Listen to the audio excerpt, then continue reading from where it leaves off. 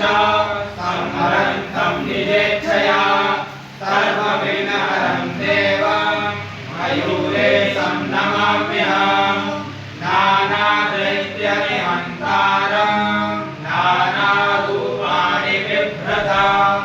नानायुधधरं भक्त्या मयूरेशं नमाम्यहम् इन्द्रादिदेवतावृन्दैः तविष्टोतमहर्निशां सरसर्वव्यक्तं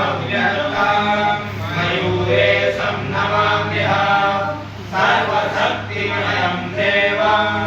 सर्वरूपधरं विभुं सर्वविद्याप्रवक्तारं मयूरेशं नमाम्यहम् पार्वतीनन्दनं शम्भो आनन्दपरिवर्धनं भक्तानन्दकरं नित्यं मयूरेशं नमाम्यहम् मुनिज्ञेयं मुनिरुद्रं मुनिनामवतपूरकं समष्टिरूपत्वं मयूरेशं नमाम्यहम् सर्वज्ञाननिहान्तारं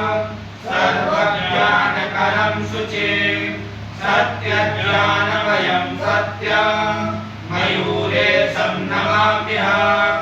अनेककोटिब्रह्माण्डनायकं जगदीश्वरम् अनन्तविभवं विष्णुं मयूरेशं नमाम्यहम् इदं ब्रह्मकरं स्तोत्रं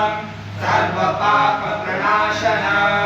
सर्वकामकृतं निर्णयं सर्वोपद्रवनाशनं काराग्रहगतानां च मोचनं दिनसप्तकात्